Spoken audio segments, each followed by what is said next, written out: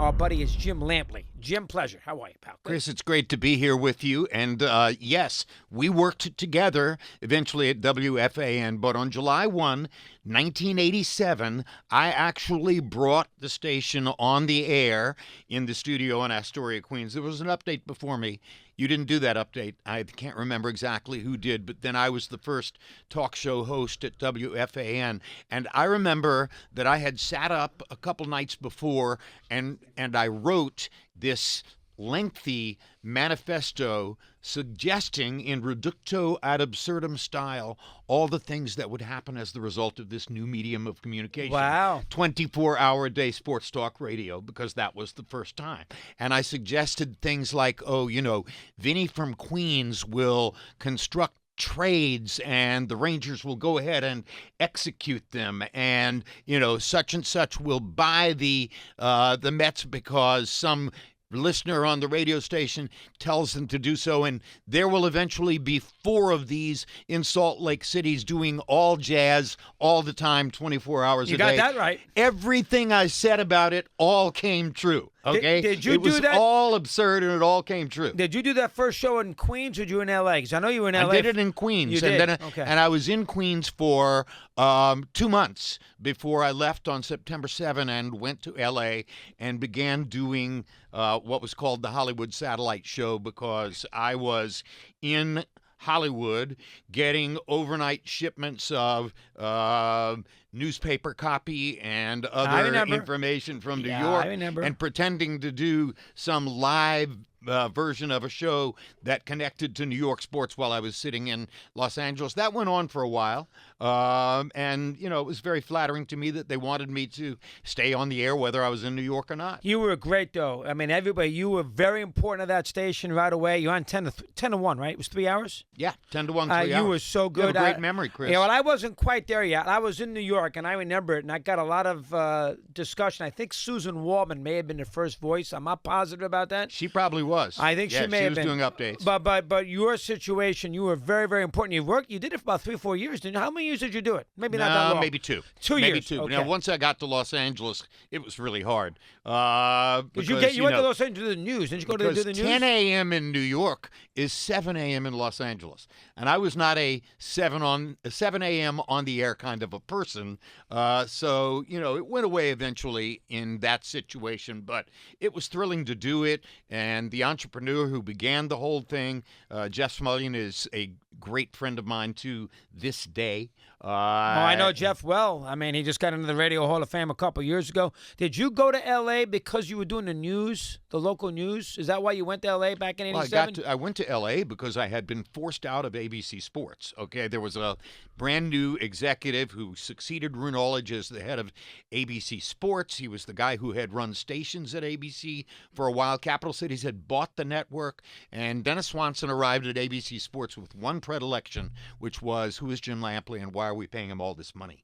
And his determination from the beginning, and he told my agent, Art Kaminsky, very openly told Art Kaminsky, he said, I'm going to get rid of Jim. I'm going to find a way to get rid of him.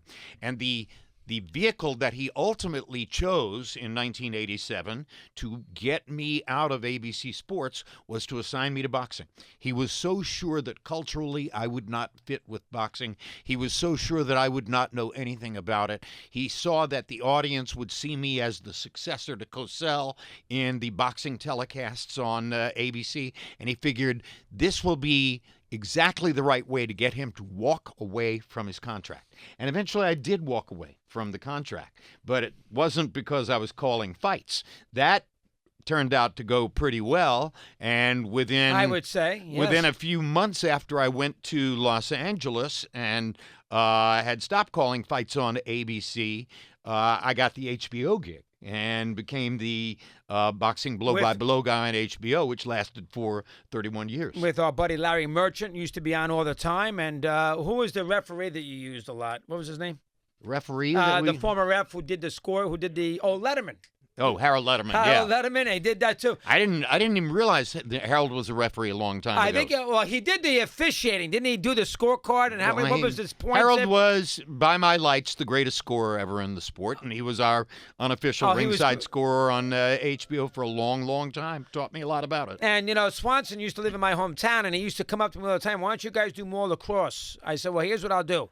I'll do more lacrosse on our radio show. This is with Mike and the Mad Dog. When I see lacrosse in prime time during the week on your show. So when you put lacrosse on your TV, I'll start doing lacrosse on the radio. This is, 40 years ago. So you knew Dennis Swanson, Oh, he lived in New Canaan, Connecticut. What a small world. Yeah, I knew Unbelievable. Dennis. And he, listen, smart guy, but he was a lacrosse groupie. Oh, he loved lacrosse. Anyway, let's start your early days. When did it begin? Late 60s with ABC doing the sidelines with the college football? What it was actually 1974. Oh, was and later and okay. There was recently a movie about the captivity captivity of the Israeli athletes, etc.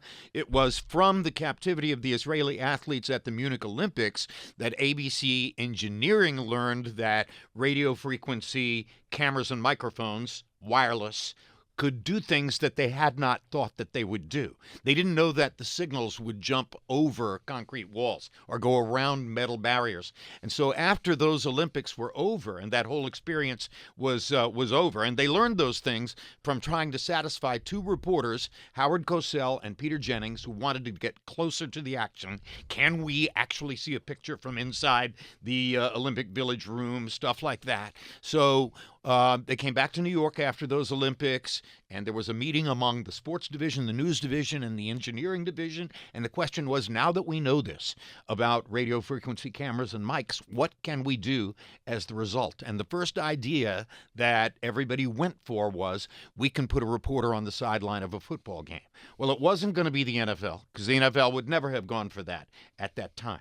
So they went out and conducted a national talent hunt. They interviewed 432 college age or close to and you college had just age graduated people in North Carolina, around the country. And I was graduating from the University of North Carolina, and I was one of two people, along with a Stanford graduate named Don Tollefson, who were chosen to be the first sideline reporters on a college football game. Now, you look at it now, it looks like an indelible convention. It's been there forever, right? There have always been reporters on the sidelines of football games. No, that happened September 7, 1974. What game did you do? Tennessee versus UCLA in Knoxville, Tennessee. And who were the announcers? Who was the play-by-play crew? Keith Jackson was doing the play-by-play. Frank Broyles? No, Frank Broyles was not there. That was at that moment. Well, we began a program of guest commentators that year. But it rotated on a week-to-week basis. Right, they rotated on a week-to-week basis. It might have been Duffy Dougherty who did that game. But the bottom line was it was me on the Tennessee sideline, Don Tollefson from Stanford on the UCLA sideline.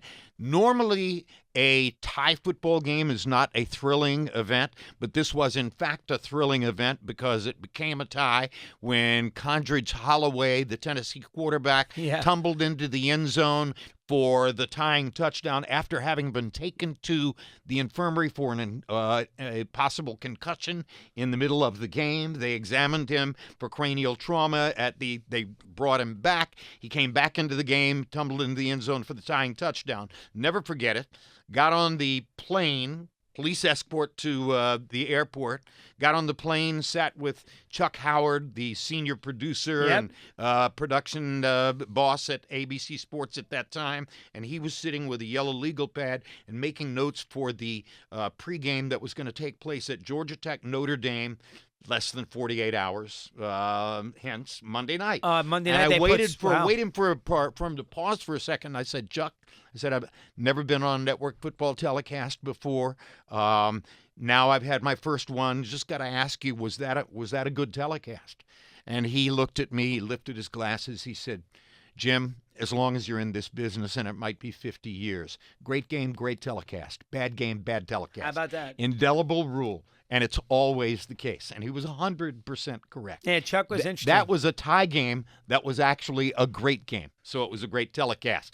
Monday night when Notre Dame annihilated Georgia Tech 31-7 in Atlanta. That was not a good telecast. You did not do that one too, did you? I did that too. Oh, yeah, you did. Yeah. So you did two I did games. every game that fall on the sidelines, and with Don on the other sideline. Eventually, it became he did the B game and I did the A game, and then.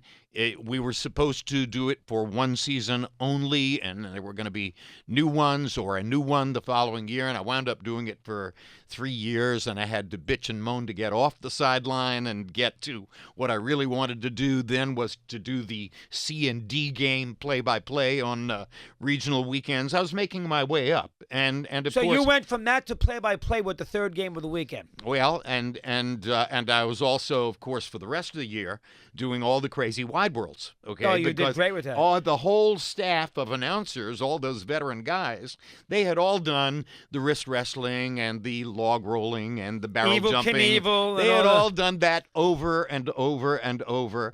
Now I was new. I was the brand new guinea pig. I was the one who had to go back and do all those things 4 or 5 times, okay, until I, again, went in and bitched and made a spectacle of myself and finally moved on from there to doing, U.S. outdoor track and field or U.S. swimming championships and things of that nature. So I made my way up through my broadcast career that way. And I got to boxing in 1987 when your friend and neighbor Dennis Swanson wanted to force me out of ABC Sports and thought that he could do it by assigning me to boxing. And you had Tyson, 100% correct. Who was he had kind of started in 85, right? A couple years before that? 85, 86, and Tyson had become a cultural phenomenon because his genius manager, Jimmy Jacobs. And Caton, both of them, the two of them. Both of them, they realized that every local sports television director in the country had to fill 3.5 minutes on the 11 o'clock show. And that in a lot of markets, it was really difficult to find 3.5 minutes worth of sports news on a weeknight to fill the 11 o'clock slow. So they put together a compendium of Mike's first dozen or so knockouts. And they were all, of course, cartoon-style knockouts. He was knocking people for cartwheels in the ring and stuff like that. And they sent that tape out to every local sports television director in the country. And Mike became a cultural phenomenon because guys who couldn't find any other way to fill their 3.5 minutes would show the full Mike Tyson tape. And they had all those fights on until Saturday I afternoon. finally did his first network television exposure, February of 1986, against Jesse Ferguson in Glens Falls, New York. I vaguely remember that. Now, he used to fight a lot they fought a lot. He was on all the time. Yeah. They had a good, it was Saturday afternoons. Very shortly after I did that fight, he signed with HBO. He signed with HBO in early 88 and did a few fights on HBO in 88 before Barry Tompkins was lifted to make room for me, and I wound up doing Mike's next several fights. Do you buy the idea that when Caton and Jacobs both passed away, especially Jacobs, I think first, that was sort of the beginning of a bad spiral for Tyson, that those two managers would have kept him in row because he got himself in all sorts of trouble, as we know? You think the fact that the two managers died were the reasons why? Especially Jacobs, who died first. He did not love Bill Caton, okay? He was Bill, more the Bill business Caton guy. was business guy, and Mike did not have a bonded relationship with him. Jimmy Jacobs was his godfather, his uncle, whatever you want to call it. He was in love with Jimmy Jacobs. And if Jimmy had lived, the early part of Mike's career would not have been nearly so turbulent. And, oh, by the way, he might have avoided getting involved with a woman who ultimately was poisoned for him. That's Robin Givens. Right? Yes. Yeah, and Jacobs died of leukemia, if I'm not mistaken. Yes. Yeah, I remember that era World well. handball champion. Amazing guy. Yeah, he was an interesting guy. Yeah. And so was Customato, the great It was an amazing group. Yeah, amazing group there, 100%. PPV.com, that's the sort of the live chit-chat, viewer chat. Jim is the co-host. That's with the Tank Davis and Lamont Roach, light weight world championship event in Brooklyn, which is on March 1st at 8 o'clock. So You Jim coming? I'm going away the next day, and my kid's got a big basketball game in Northern Arizona, so I probably want to watch that.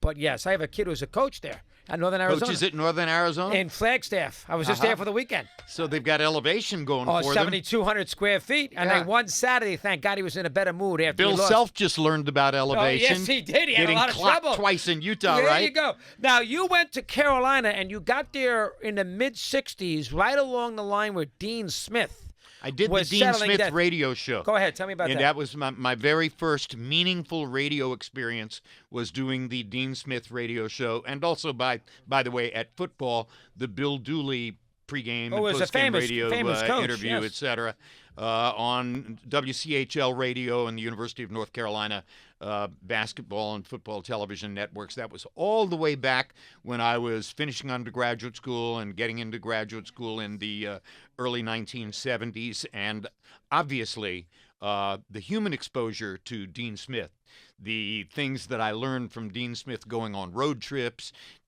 doing the interview, doing a weekly interview show with him at the station.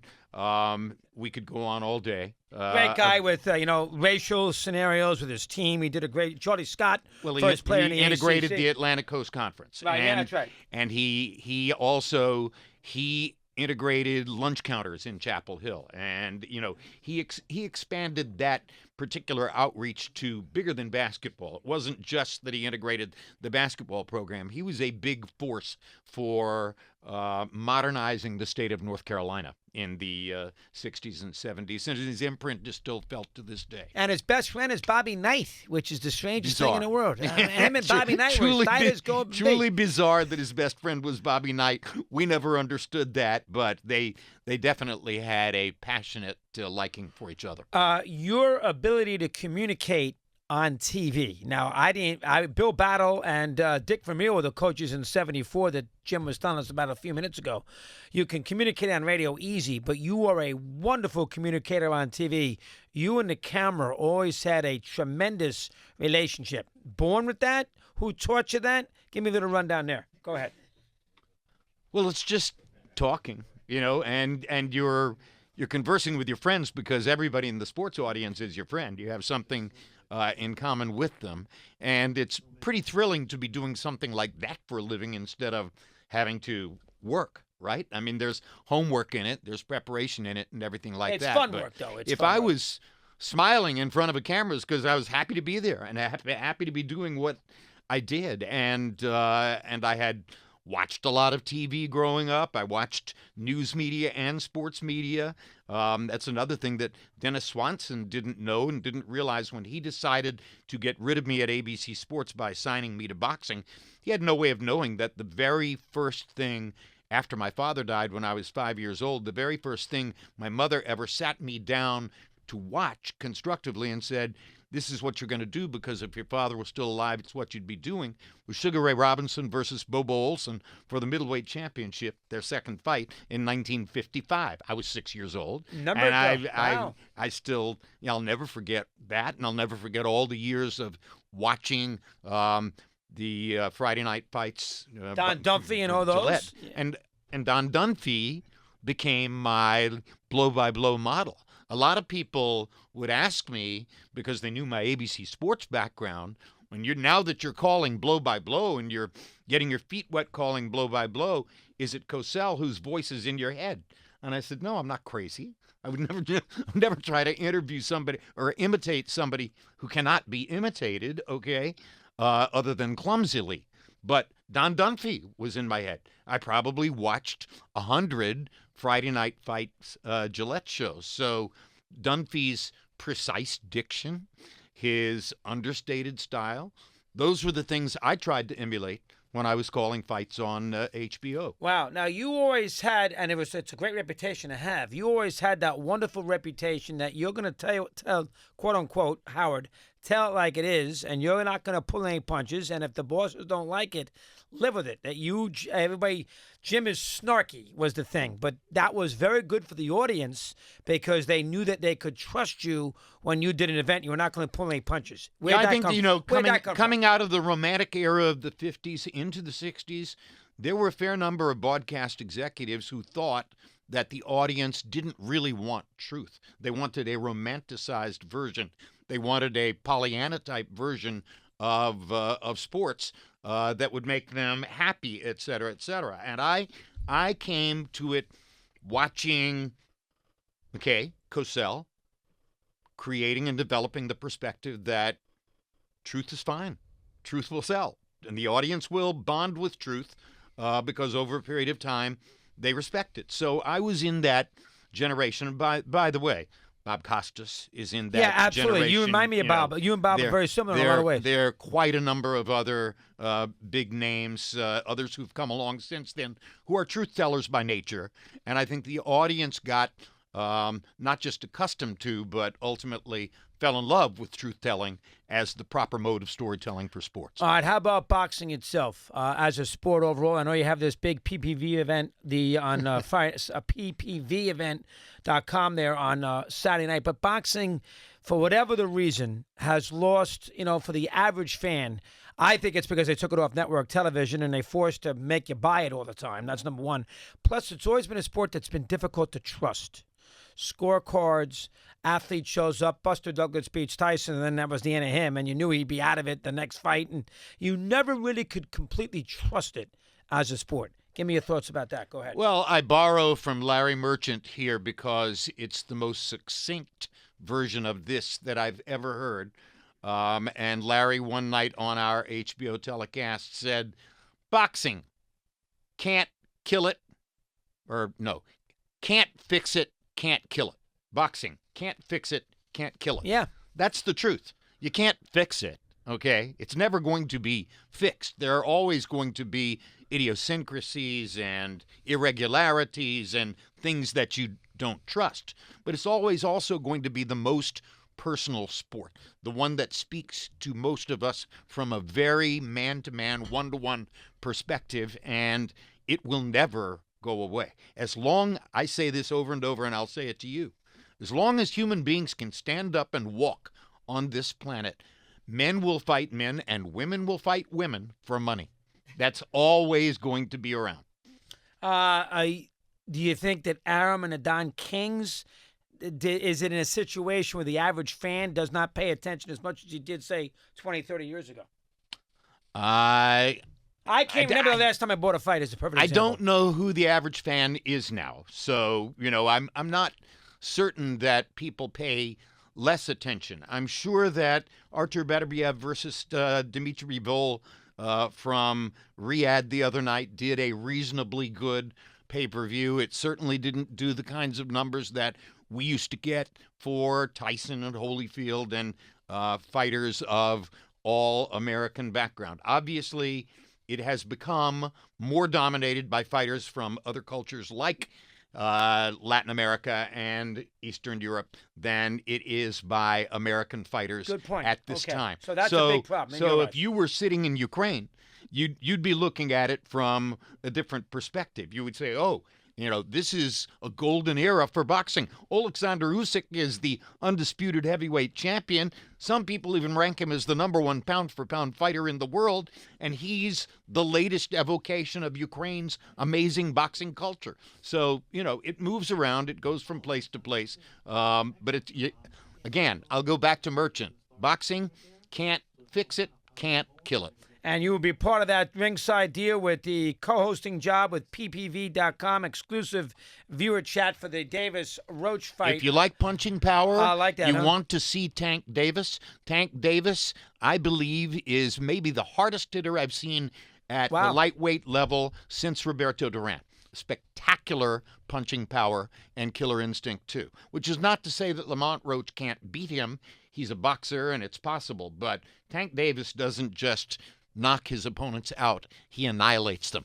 And I compare the spectator appeal of it to the early Tyson. Wow. And now we have that book forthcoming on April 15th. we will make sure we get you in here for that. Via And the title Zoom. of the book is It Happened, which comes from my call of George Foreman's upset knockout win over Michael Moorer, November 5, 1994, to become the oldest heavyweight champion in history. With it wasn't my buddy from Staten Island, Teddy Atlas was in Moore's camp, was he not? Was he in the Teddy camp? Atlas was indeed in Moorer's camp, yes. I remember it. I saw all those Foreman fights with Holyfield and everything else at the Atlantic City, and Trump running the place. So Moorer to this day can't believe that he lost that Foreman, somehow got the better of him, but he did. As Dave Anderson used to say, when Foreman hits you, it's like getting hit by a house. Oh, yeah. He was tough. Oh, You're yeah. the best. Jimmy, we love you.